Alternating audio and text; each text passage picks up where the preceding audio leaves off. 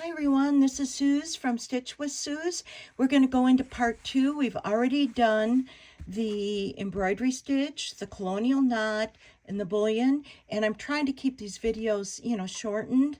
So now we're going to do the fishbone, and the reason I did an outline on this is because it is the shape of our beak, and that's where I put the fishbone. Obviously, you can decide where you want to put your fishbone. We start right here down a bit from it, okay? And I did tie a knot on the other end. I'm still using 6-ply, and then we go straight up and we go in. So our fishbone originates from this start. Now, it also helps to have a line or something you're following, because now I'm going to bring my thread out the more on the 11 o'clock side of the clock. So I'm going to pull this out, okay, and I'm using a little more space than, just to show you so you can see where the stitches go. And I'm going to put my needle in, not on top of that, but a little below it, all right? And then I'm going to bring my needle out on an equal side on the 1 o'clock side. So we're on both sides of the stitch, okay? See that? It's kind of a V, all right? Okay.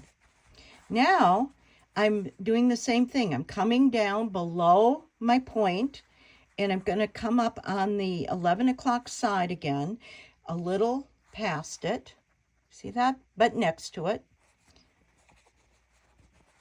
And little by little, we're going to create a type of a fishbone look. Okay? See that? Again, it's coming out here on the 11 o'clock side. I'm going to, it's close, but not on top, and then bring it over to the 1 o'clock side. Pull. Whoops, I almost pulled the thread out. Okay. Watch for knots. There you go. Go slow. There. See that? And now, because I've got it in the right place, I'm going to go again. And what we kind of do is take a line that's straight down from where we put it in. I'm going to go right underneath it again. And I'm going to come up, and now I'm more right on the, maybe the 10 o'clock. Pull it. Okay. And now we're going to go down again, right here, underneath. Come over here. So we're going side, side, side, side. But the middle is kind of where we do the line up. All right. Now I'm going to, we got that. We've got 1, 2, 3 stitches on that side and 2 stitches on here. Again, we're going to come down, and then we're going to exit over here almost straight across. We're probably nearing the 9 o'clock. Okay. Down. Probably, we're getting into the 2 o'clock.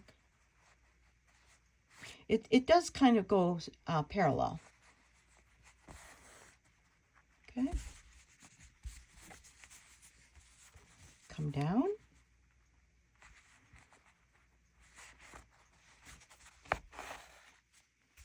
Straighten this out so you see it. Closer you put the stitches together, the more solid it gets.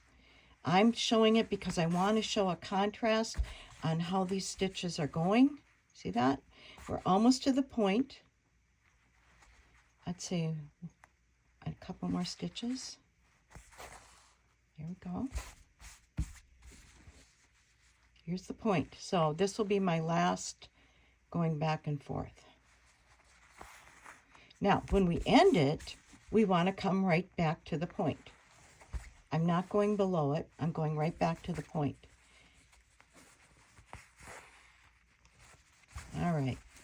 put that aside. There's our fishbone done. If you want those stitches closer together, look what I did here. See, I went much closer together, but it's hard to see when you're putting it through. But you do get a line, and you go this way, this way, this way, this way. That is your fishbone. You're going to find that on page 28. Now, our next one that we've been working on, this one I did do, it's called a Rhodes Circle, or Circle Rhodes. It's on page 14. And I'm going to get it for you to show you. I did do it with the 6-ply count. Whoops, sorry, that's not it. The Rhodes Circle Rhodes 14, not 16. There we go. So we have a circle. So on my designs, you can see I've got circles. So here's one I already did. You can kind of see how it sticks out a little bit. It fills it in. It's almost like a crisscross satin stitch. All right, so let's just try one. I am going to draw a circle. Pretty good. Okay. Again, we're going to tighten the bottom. I'll get you started on this. Okay. And we start like it shows us from the very top. So we bring our needle out at 12 o'clock. I'm going to refer to the clock again. Bring our thread straight down. And then put our needle in at the 6 o'clock. These can be little circles, big circles. It doesn't matter. We're going back and forth. Now, I'm going to bring my needle up again, as if we're going around the clock from the 11 o'clock side. Just like, almost like we did with our fishbone. But I'm crossing this, and I'm coming down to what we would call the 5 o'clock on the other side. So we're crossing that.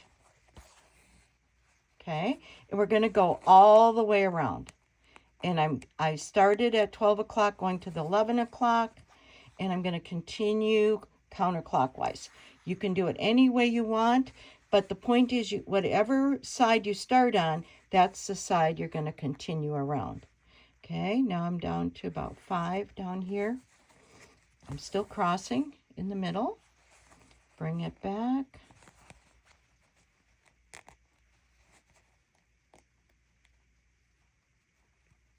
And if you go real close to each other, you get that solid fill-in. Here I'm doing it more to show you how to cross it. There you go. Okay. So you're going to continue around. I think you got the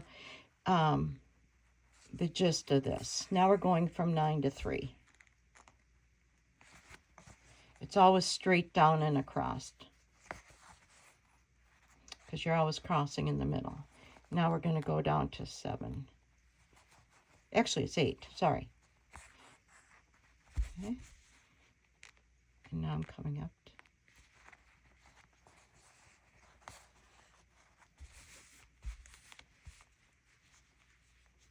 I went too far. I'm going to take this out. It should have gone straight up here. This side. Right there. So you can see I've already, let's fix it. Very easy. Take your thread off. Do a little wax on it. Needle the thread.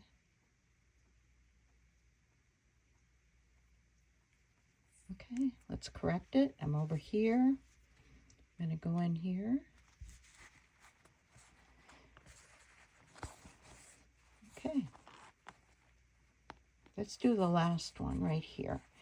But the closer you get to each of these, the solid that fill-in will be. And I'm going to show you. That's called a circular Rhodes. Okay, page 14. But here's one I did with a 6-ply on the blue.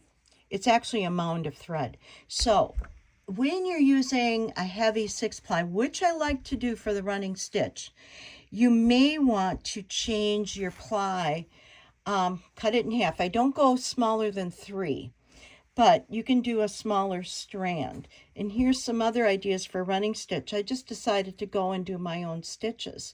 Now on part 3, I'm going to show you the feather stitch. We're going to get into a little more intricate stitching. And again, I'm still on the 6-ply.